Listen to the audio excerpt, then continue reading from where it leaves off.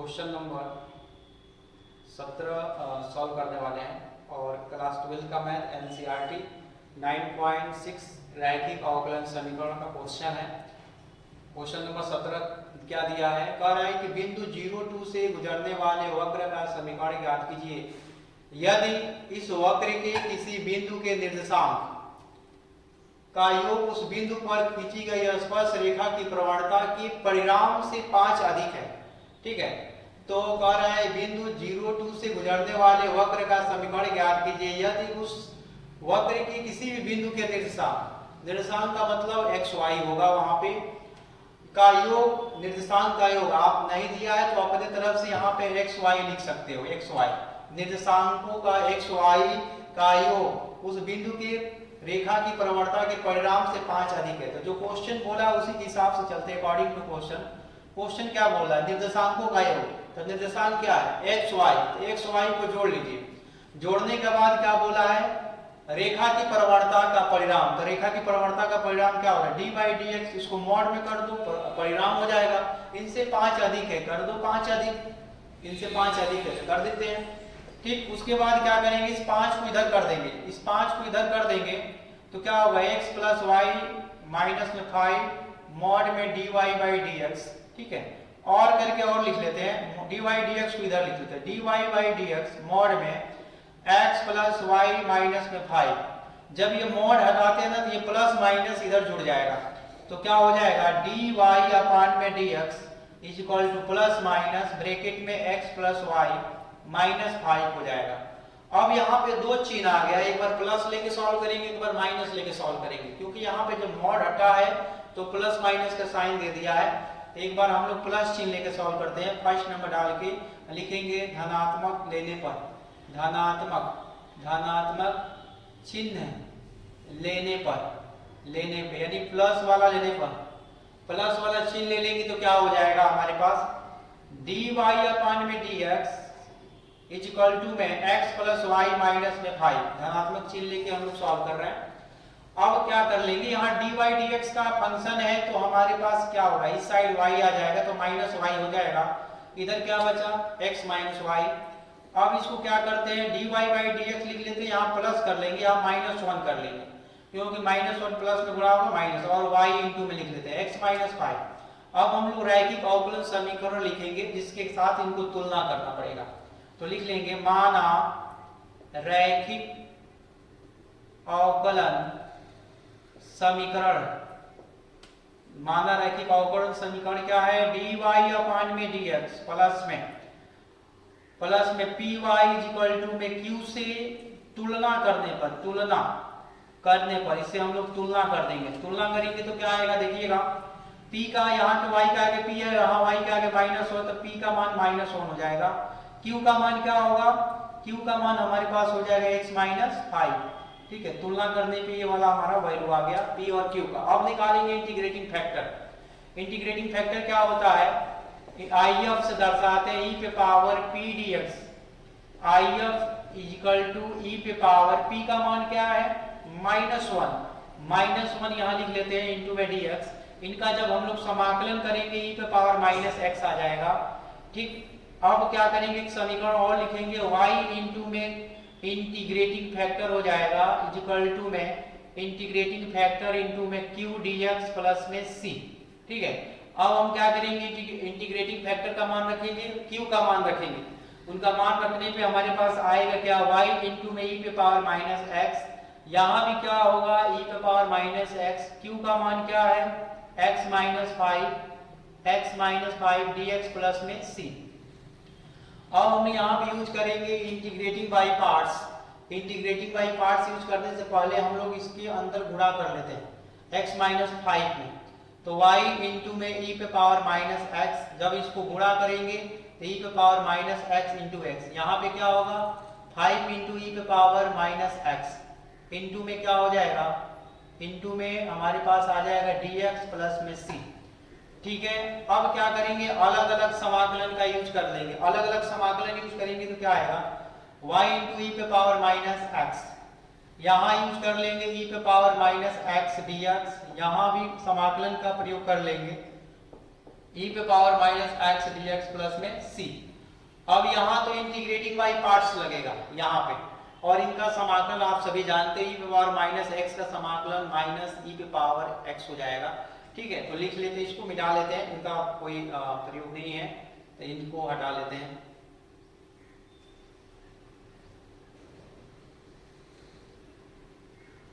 तो क्या हो जाएगा वहां पे यहाँ पे क्या आ जाएगा y इंटू में क्या हो जाएगा y इंटू में e पे पावर माइनस x, और यहाँ पे लगा देंगे इंटीग्रेटिंग बाई पार्ट्स। उसके रूल से चलेंगे तो हमारा अलजेब्रा पहला फंक्शन एक्सपोनेंशियल दूसरा फंक्शन हो जाएगा। तो x को आगे लिख लेंगे x इंटू में e पे पावर माइनस x dx, फिर होल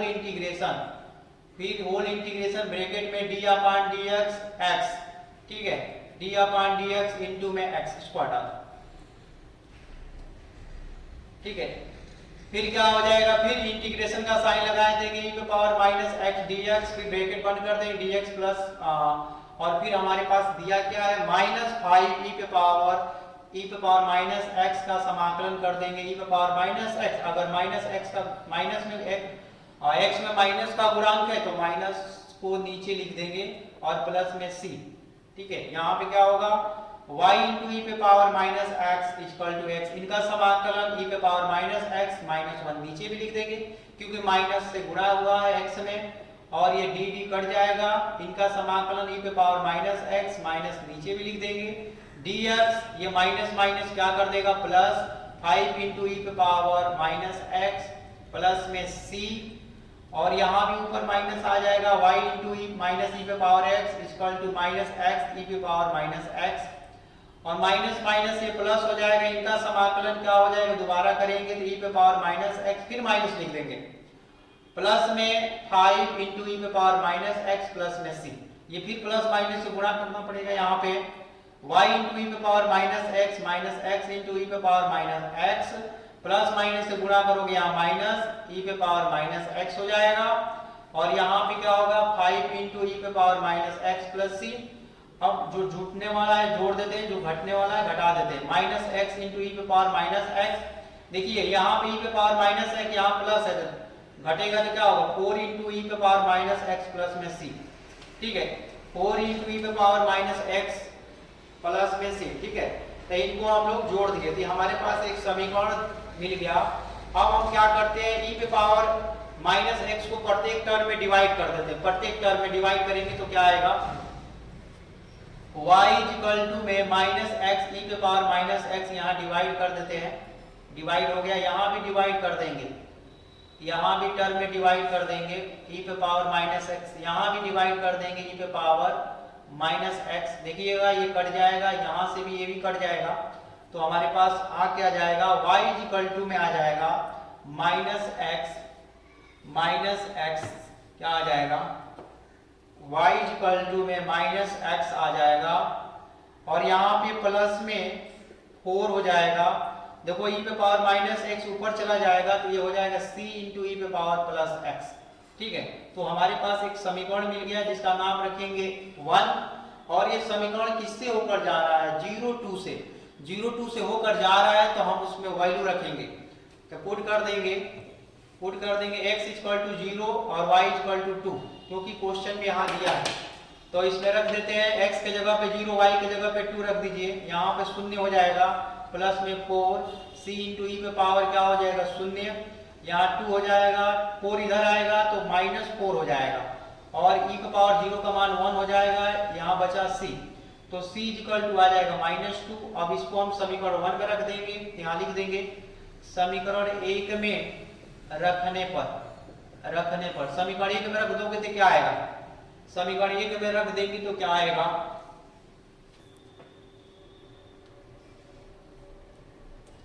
अब इसका सेकेंड पार्ट हम लोग सॉल्व करते हैं। सेकेंड पार्ट दिया क्या है उसको हम माइनस लेके सॉल्व करेंगे, अभी प्लस लेके सॉल्व किया, माइनस लेके सॉल्व करेंगे, तो इसको मिटा लेते हैं।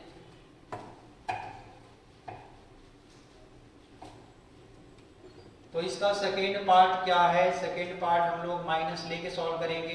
लिखेंगे यहाँ सेकेंड नंबर ऋणात्मक चिन्ह लेने पर ले लेते हैं, क्या हो जाएगा dy अपान में dx minus x plus y minus में 5 हो जाएगा।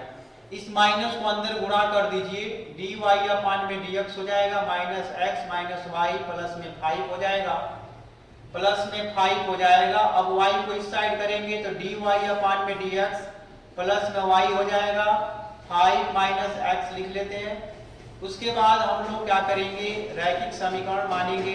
यहाँ लिखेंगे क्या, माना रैखिक अवकलन समीकरण से, समीकरण क्या है dy अपान में dx प्लस में py इक्वल टू में q से तुलना कर देते हैं। देखो y के आगे p है, यहाँ पे y के आगे कुछ नहीं तो 1 है, चलो 1 ले लेते हो। यहाँ पे q है, यहाँ पे q के पास क्या है 5 माइनस x है, इसका यूज कर लेते हैं इन दोनों का।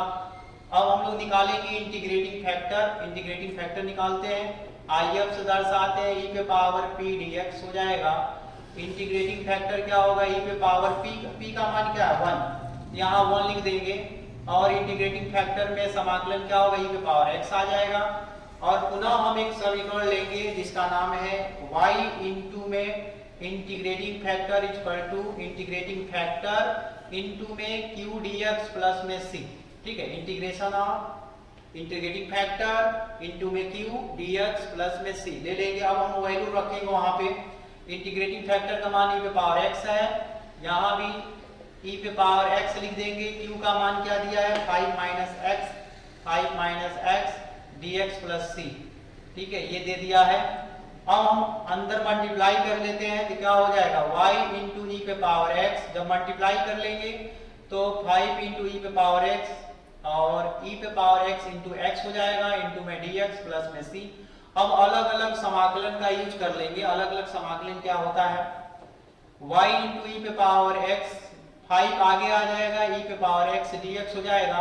यहाँ पे भी लगा लेंगे समाकलन अलग अलग, तो हमारे पास इस तरह के समीकरण आ जाएगा। अब हम लोग क्या करेंगे, उसका समाकलन कर लेते हैं, इसको मिटा लेते हैं, उसका समाकलन कर लेंगे।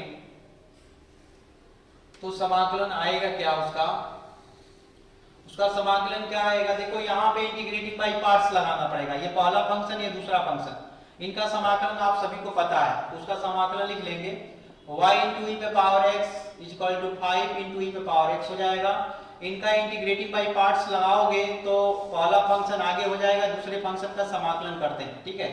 फिर हम लोग होल इंटीग्रेशन का यूज करते हैं, फिर ब्रैकेट का यूज करते हैं, फिर जो पहला फंक्शन दिया है उसका हम लोग अवकलन करेंगे, पहला फंक्शन का अवकलन। फिर हम समाकलन का चिन्ह यूज करेंगे और जिसका दूसरा फंक्शन है उसका समाकलन करते हैं, फिर ब्रैकेट बंद कर देंगे, dx का यूज करेंगे और dx का यूज करने के बाद प्लस में c कांस्टेंट और प्लस में c, चलो यहाँ पे ब्रैकेट बड़ा वाला यूज करेंगे और प्लस में c कांस्टेंट हो जाएगा, ठीक है, प्लस में c कांस्टेंट, ठीक। उसके बाद क्या करेंगे, यहाँ पे y इंटू ई पे पावर x 5 इंटू ई पे पावर x माइनस, इनका समाकलन आप सभी को पता है, e पे पावर x हो जाएगा और dx कट जाएगा। e पे पावर x का समाकलन क्या होगा, e पे पावर x, यहाँ समाकलन का चिन्ह है तो समाकलन का चिन्ह रहेगा, इंटू में dx और ब्रैकेट क्या बाहर c है तो यूज कर लेंगे। y इंटू ई पे power x equal to 5 into e पे power x minus x into e पे पावर x, माइनस माइनस क्या हो जाएगा प्लस, और इनका समाकलन पता है e पे पावर x प्लस में c। इनको जब हम लोग जोड़ देते हैं तो क्या होगा y इंटू ई पे पावर x और ये होगा 6 इंटू ई पे power x minus x into e पे पावर x प्लस में c। ये हमारे पास आ गया। हम क्या करेंगे, e पे पावर x को प्रत्येक टर्म में क्या कर देंगे, भाग दे देंगे।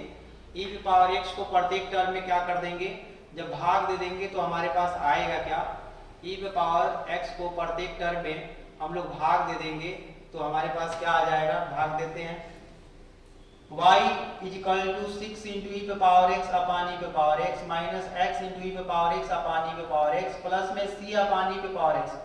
देखो ये कट जाएगा, ये भी कट जाएगा, ये ऊपर चला जाएगा तो क्या आ जाएगा,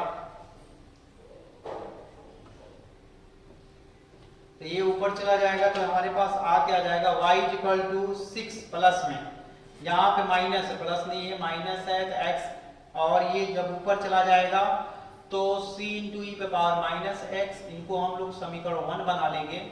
अब ये समीकरण किससे होकर जा रही है, समीकरण 0 और 2 से होकर जाती है, तो हम उसको पुट कर लेंगे। पुट करेंगे तो क्या आएगा, पुट x का मान 0, y का मान 2, जब जहां जहां y है वहां 2 रख दो और जहां x है वहां शून्य रख दीजिए, यहां भी शून्य हो जाएगा। तो देखो तो 6 जब इधर आएगा तो क्या होगा, 2 माइनस 6 हो जाएगा, यहाँ पे 1 हो जाएगा, इंटू में c है तो c हो जाएगा। c का मान क्या हो जाएगा, -4, और -4 को समीकरण 1 में रख देंगे। समीकरण 1 में रखने पर समीकरण 1 में रख देते हैं। समीकरण 1 क्या है, y equal to 6 minus x plus में c इंटू ई पे पावर माइनस एक्स दिया है, उसी में रखेंगे। y equal to 6 minus x plus, यहाँ पे लिख देंगे -4, तो यहाँ -4 ई पे पावर माइनस एक्स आ जाएगा, ई पे पावर माइनस एक्स आ जाएगा। हमारे पास आया क्या, y equal to 6 minus x minus 4 e पे पावर माइनस एक्स आ गया। यही हमारा आंसर है।